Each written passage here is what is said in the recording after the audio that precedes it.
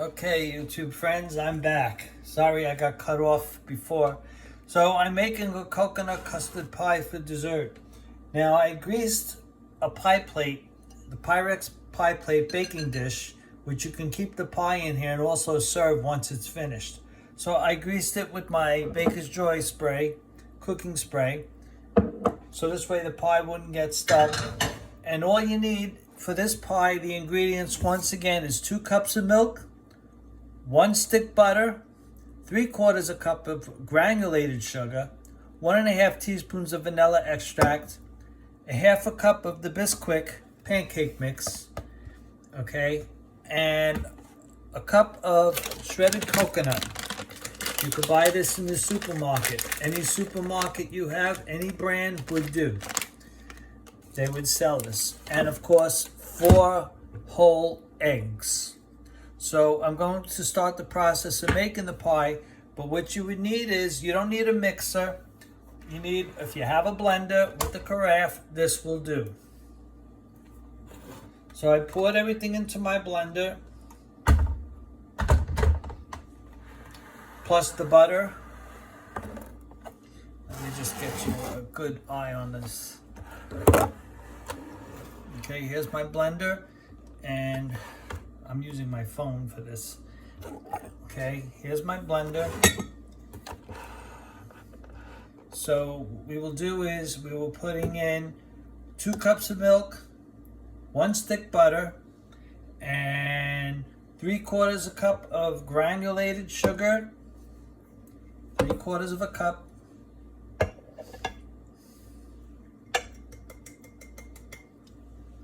one and a half teaspoons now of vanilla extract. Let me get my measuring spoon.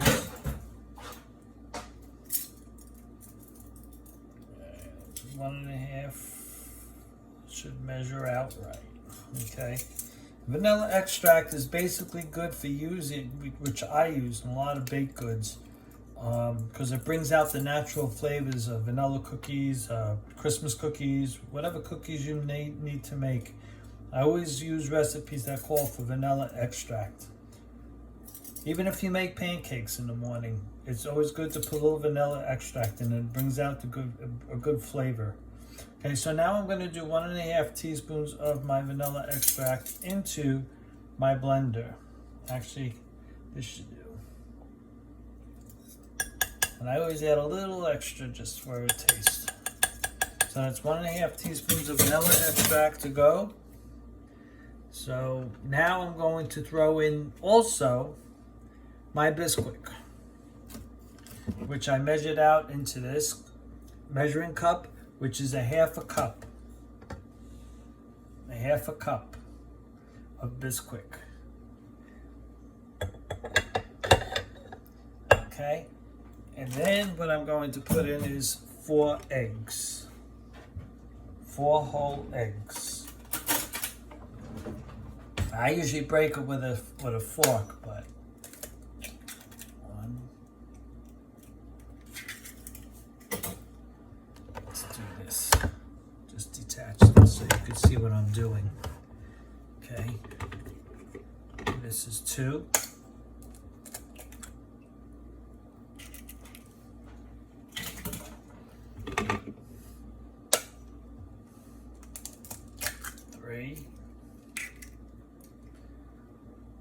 Sometimes I try to get the white out and I just make sure there's no shells in once I crack my eggs. Should leave them at room temperature. That's the secret when you bake.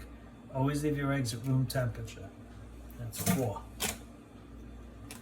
Now what I'm going to do is blend this all together. Sorry, my blender is leaking a little bit. I need a new seal, I think.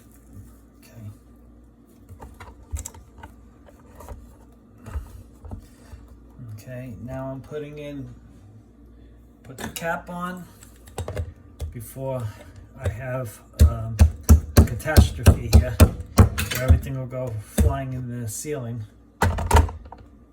Okay, now I'm using my Osterizer blender. Oster's been around for years. This is a good blender. Actually, I purchased this one back in '95 and it still works. when I first got my first apartment.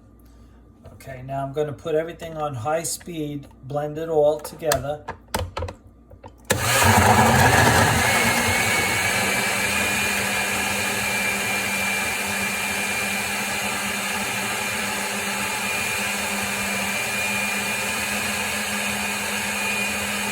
while this is blending, we heat it up to 350 degrees.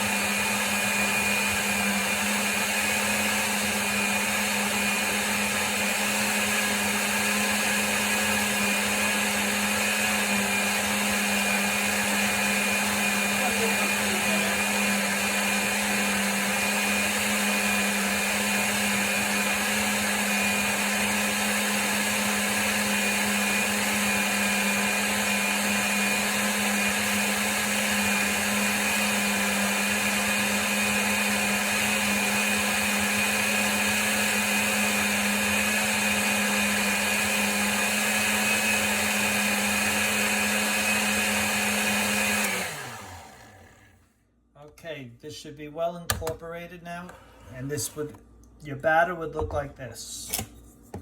Okay, if you can see. This is what it would look like. Okay, so now once this is all blended together, I put this all in my pie plate.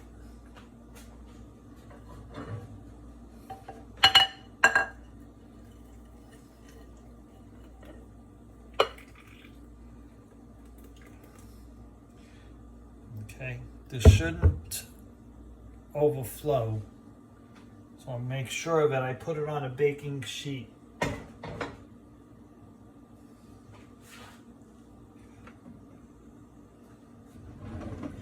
going to just take a little bit out just so it doesn't overflow in the oven.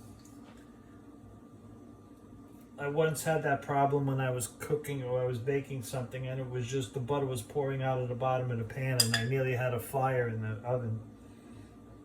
Thank God I caught it in time. Okay.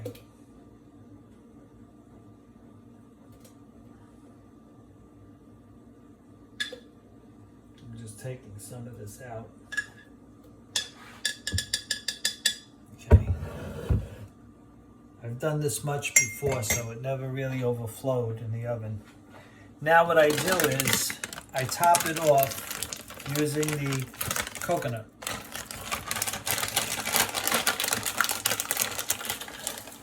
And if you have a bag, I normally don't use a full bag, okay? I usually use a half a bag.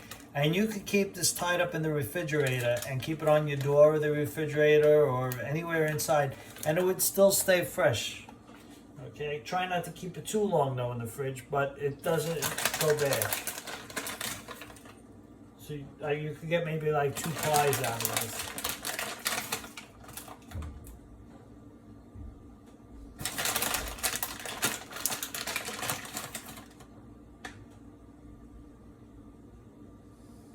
Okay.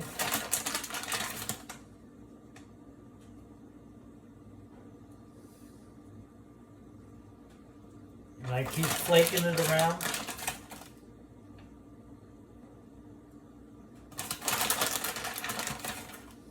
Yields about maybe a cup of coconut should do. If you want to really measure it in a measuring cup, you can. I just like to eyeball things. Okay, just put it in right on top.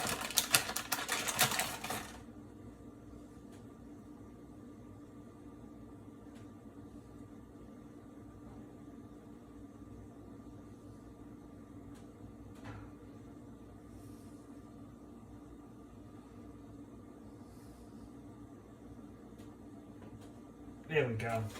So it depends how much coconut you like on top, too. You know, some of you may like a heavy flavored coconut custard pie or maybe a light coconut. And I still have, once again, I still have more left over. So it's good for another pie if you ever want to make one. Okay, these pies are generally good on cold winter nights. You could just for comfort food, dessert-wise. These pies are good to bring to parties, household. parties, whichever parties you go to, barbecues. And many people would like it, I would think. Okay, so now I'm just getting this away. So I'm waiting for my oven to preheat, which will preheat maybe in another 5 minutes, not even 5 minutes. And I will stick it right in the oven. So this is what it would look like. Let me bring the camera to you, over to the pie.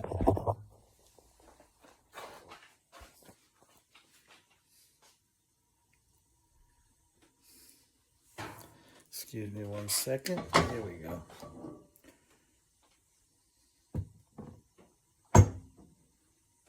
This is the pie. Now it's ready to go into the oven.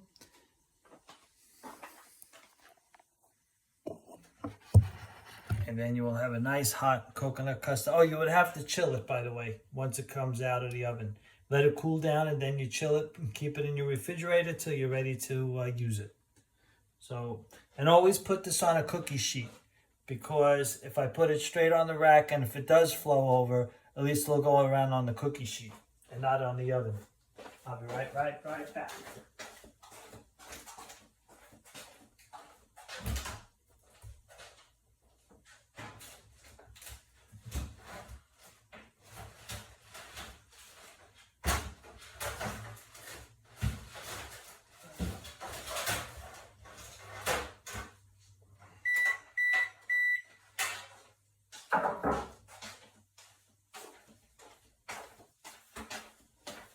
Okay, so there we go. The oven is preheated. Now I am placing this on top of a cookie sheet.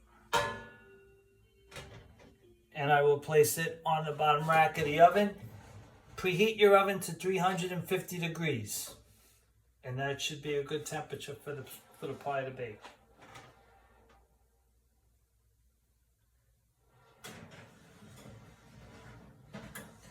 Okay, pie is in.